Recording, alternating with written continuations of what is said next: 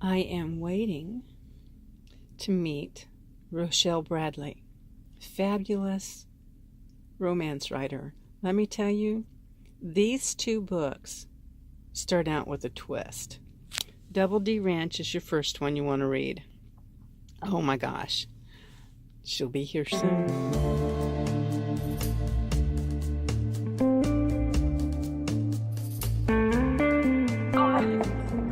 Shenanigans that happen in Fortuna. It's the mayor of Fortuna, which I introduced him in the double D, right? And then after that, so that's 4 that are novel length in the Fortuna series, and then I have Brad, the dad, is in the book club with BJ, the mayor, and Parker Ford and Forrest Green and Cannon Burns. He's a new character, and I do. They're going to be novellas. Oh, good. And book club. So it's called the Fortuna Dare Society, and I'm going to do. It's going to be Brad, Cannon, Parker, and Forrest. They're going to have novellas, and then BJ will eventually get his own novel because he's such a character.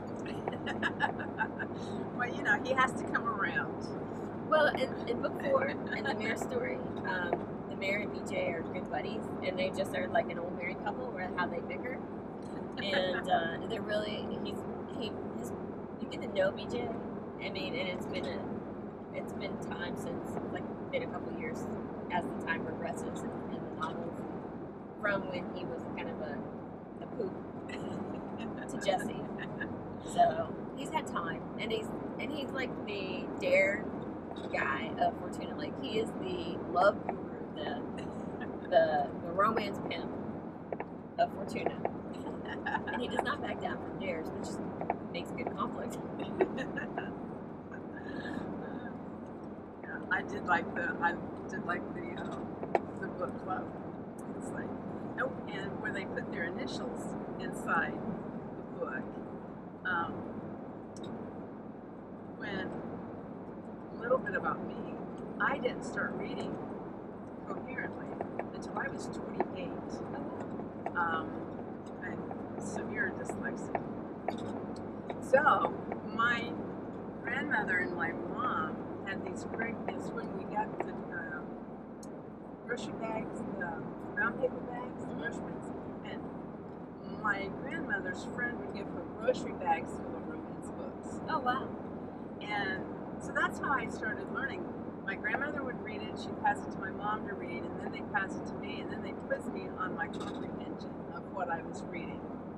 And since they both had read it, they knew what was going on. So we would always put our name inside so that we would know, okay, we've already done that one. So when I saw you were doing the initials, I thought that was really cool because we had already done that with our names. I actually got that idea from my grandmother, my maternal grandmother, Elaine. When she would write or read a book and pass it, she'd always pass it on. She would write a little snippet of what she liked. She didn't do her initials, but she did sign it. So I have several books where she gave them, I like this book, or there's actually a couple of them that are really funny. They say, this is really not my thing, but the writing is good. Okay. Oh, yeah. Give credit where credit's due. And one time she lived to be 100, and she was my original fan. Because what do you buy an 80 or 90-year-old lady that has everything, or if you buy her something, she gives it back. A couple years later or whenever. So I would finish the novel that I wrote in November, and I'd hurry to get it done because I'd never finished one in November. I'd hurry to get it done by Christmas, and then I printed out and unedited, so it was like a mess. And so she'd always like that because it's okay. We're only stopping for a little bit. Yes. Not mobile. What do you buy? So she really enjoyed getting those. But it was funny. I asked her one time what she thought of the story, and she's like, "Oh, I liked it, but I can do without the text. The text doesn't do a thing for me." And I'm like, "Okay, well, you know what? If it did, I really wouldn't want to hear about it." Thanks for sharing, Grandma.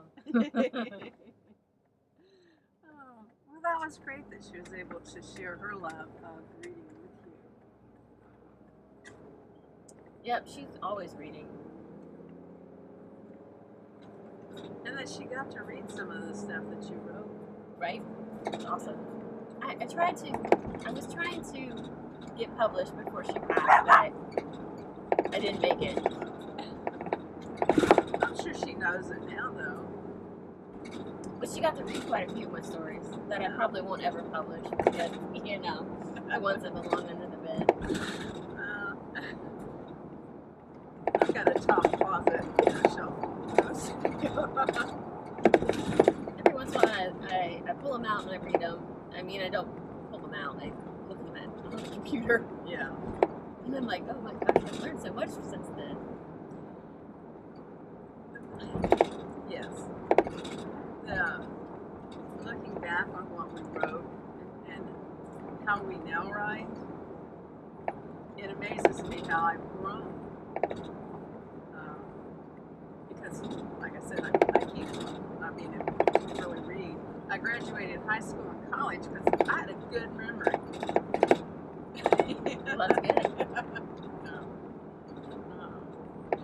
It's kind of got to squat now, but it's selective on purpose, right? Yes, it is. Very selective.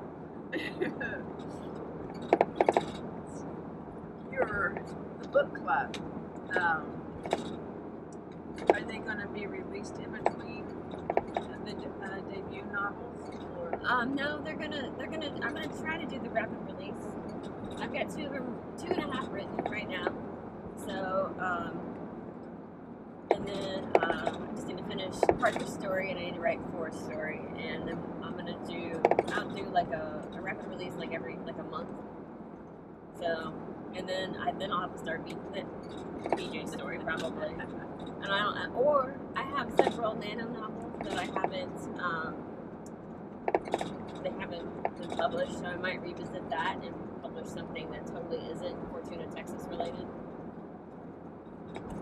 I do have an epic fantasy I've written 2 in that, and it'll probably be 4, but I don't know. They need a lot of work. The stories are good. The writing sucks. It needs an update. So with I guess the unique thing, and when I tell people about the Fortuna series, is that the men read romance.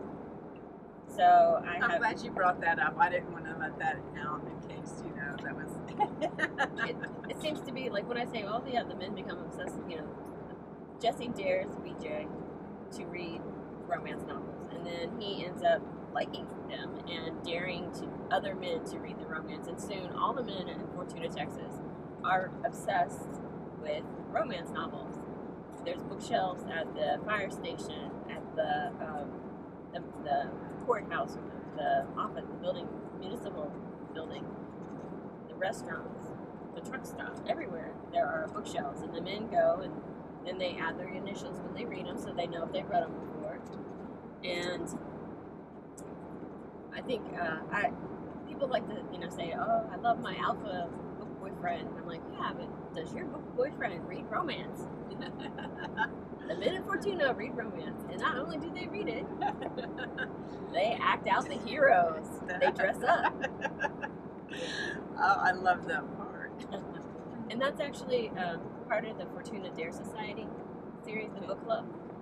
I called it the Fortuna Dare Society because BJ, of course, he ends up daring the guys to act out certain tropes or whatever. They randomly pick from a hat, and they have to act it out with their significant other. Ooh. Do they have another entrance to the Caesar? Well, we're gonna go over the dam, and then That would be fun to go down into if that's okay with you. Oh yeah, that's fine. Road trip. Yeah. I think we'll have to turn around. Okay. 'Cause I'm not sure exactly. I know that the reservoir, you can go down the reservoir on this side. So, I'm sorry about interrupting. Oh no, that's okay. I do like the D.A.R.C Society and BJ's influential D.A.R.C. not only on reading but on in acting. Right. And then there's in the double D, there is a couple that at the beginning, the man makes his wife cry because he's a jerk. But by the end of the novel, he's gotten hooked on romance, and they're reading romance together, and it really saves their marriage, and he's one of the ones that gets caught wearing butt floss or the angel wings, they act out kind of thing. So oh, it looks like there's something here. Boat ramps, nature centers. Oh, the Pioneer Village is down there. I've been to that. It's interesting. Glad my purpose is non-breakable.